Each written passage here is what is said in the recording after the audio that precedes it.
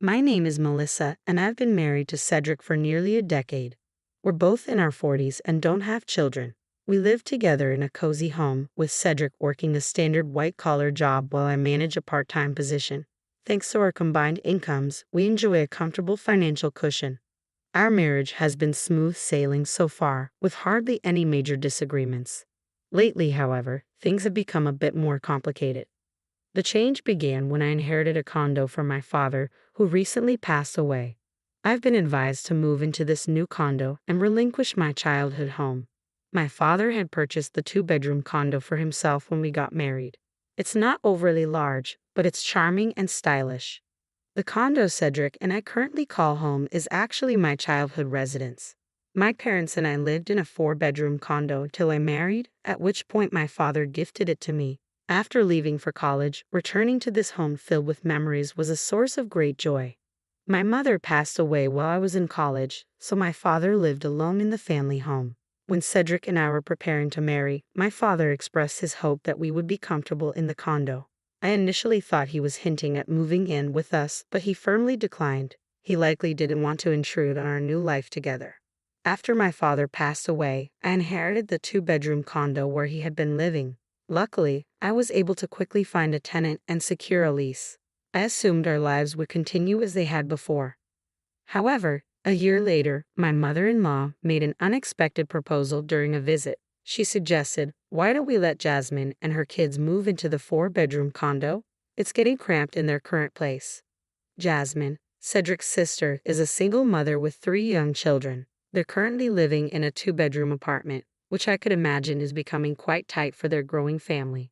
However, my feelings towards Jasmine had never been warm.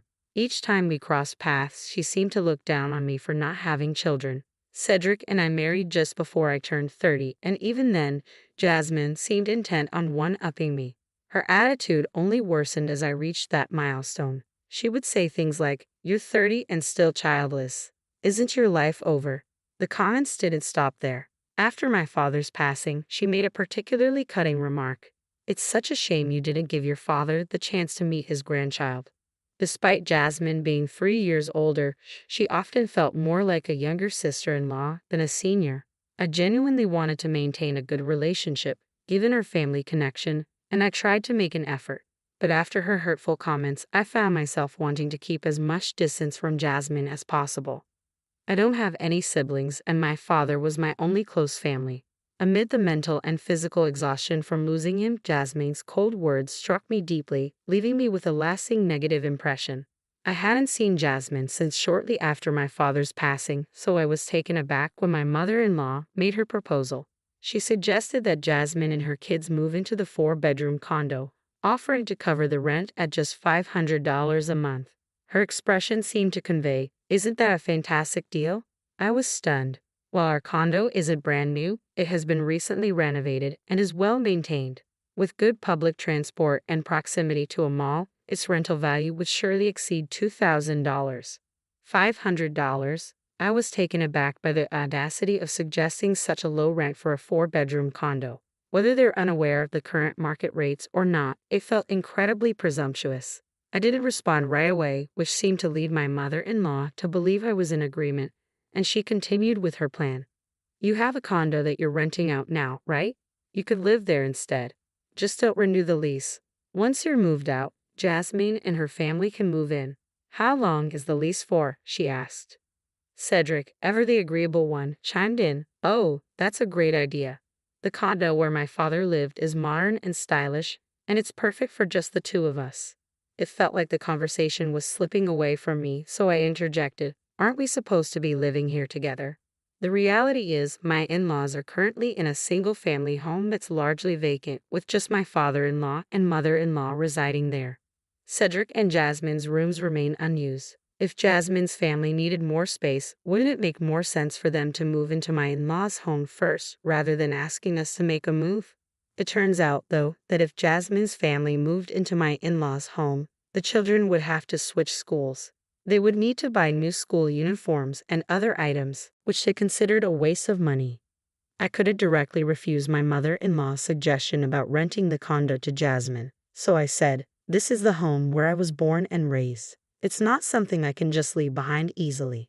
We ended the conversation and left my in-laws' house without saying anything more. Given that my mother-in-law mentioned, "I'm not saying you have to decide right away," it's clear she hasn't given up on the idea. When I returned to the condo, I confronted Cedric, saying, "This is my family home, you know. How can you agree to leave it so easily?" Cedric looked taken aback, as if he hadn't realized how upset I was. "But your family home is just a condo," he remarked. His lack of an apology was deeply disappointing. Cedric, having grown up in a single-family home, seems to believe that a true family home must be a standalone house. He doesn't seem to grasp why I consider a condo to be my family home. While our different backgrounds might explain his perspective, a simple apology would have been appreciated. My frustration boiled over, and I raised my voice. "The condo is my family home. Stop making decisions about it without consulting me." Cedric seemed irritated when I referred to it as my condo. "What do you mean, your condo? We've been married for 10 years. It's our condo," he shouted back. If he hadn't dismissed my feelings about the condo being my family home or resisted renting it to my sister-in-law, I might have been more receptive to him calling it our condo. But given the situation, his words felt deeply unsettling.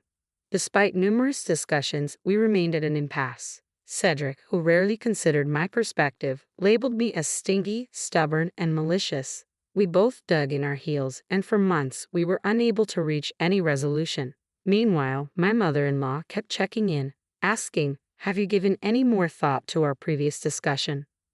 My patience was wearing thin with both my mother-in-law and Cedric, who refused to support me. Then one day, I received an unexpected text from Jasmine, who was clearly frustrated with the lack of progress. "You don't have kids, so a 2-bedroom condo should be sufficient. Living in a 4-bedroom condo is a luxury for just the two of you. Just move out." I hadn't heard from Jasmine since my mother-in-law first brought up the condo issue, so this message came as a shock. There were no polite requests or appeals, just a direct command to vacate. Who does she think she is? Reading Jasmine's text made me feel foolish for trying to keep things civil up to this point. As I reflected on the situation, the thought of divorce kept creeping into my mind. Despite my efforts to control my emotions, I realized I was at the end of my rope. I visited the courthouse to pick up divorce papers and then made a call to a specific office. A few days later, I went to the county clerk's office to get copies of the property deeds. To my relief, I confirmed that both the condo I live in and the one I'm renting out are solely in my name. With this confirmation, I decided to give my husband one final chance. "I've told you repeatedly that I don't want to rent this condo to Jasmine. It's my family home, and I can't bear the thought of renting it to someone who has belittled me and said hurtful things. I need you to tell her not to count on this place." Cedric's expression was one of clear irritation, as it always was whenever I brought up the issue. Despite having shared everything Jasmine had said to me during our arguments, Cedric still didn't understand. He even remarked, "But Jasmine's point isn't entirely wrong either." Looking back, I should have divorced him right then and there. It would have spared me so much distress. But I lacked the courage to leave someone I had been with for 10 years or to face being alone as I approached 40. Now, things are different. If Cedric rejects my proposal this time, I'm ready to say goodbye. I've made up my mind, and this is my plea. You're so reluctant to leave your family home, but you're only tormenting Jasmine out of spite. It's your own behavior that invites disdain. And honestly, you're exaggerating. The things you've been told aren't as terrible as you're making them out to be. I can't understand why you're being so spiteful." Cedric looked at me with confusion, completely unaware of my resolve. I was at a loss for how Cedric could never support me, no matter how many times I needed it. I told him maybe we just can't understand each other anymore. "Then please fill this out," I said, handing him the divorce papers. I expected him to panic or become agitated, but Cedric merely sneered and smirked at the sight of the papers. "Seriously, do you think threatening divorce will make me back down?" he retorted. Cedric seemed to believe I wasn't serious about the divorce. I thought to myself, this isn't a threat. I could have managed to get along with Jasmine as my sister-in-law, but now it feels impossible. The same goes for your mother and you. I can't trust you anymore, and there's no love left. It's over. Pack your things and leave now. Unaware of my resolve regarding the divorce, Cedric left. My anger surged and I expressed my frustration. Jasmine and my mom don't actually dislike you. Can't you see this is all your fault for only thinking about yourself? Cedric, feeling that our conversation was going in circles, tried to argue back. I cut him off. Enough. We've reached an impasse. You don't want to understand me, and I don't want to understand you. Divorce is the only option. If you don't sign these papers, I'll file for mediation. I spoke with a cold finality. Cedric responded with a growl, kicked the wall in frustration, and stormed out. He didn't sign the papers or take any of his belongings. He seemed intent on just leaving the situation behind. A few days later, as I had anticipated, Cedric returned. With a look of guilt on his face, he asked, "What should I do?" Did he really think that a display of remorse would make me reconsider? There's nothing more to discuss. Everything is already decided. If you agree to the divorce, sign the papers. If not, I'll file for mediation. Also, I've decided to sell this condo.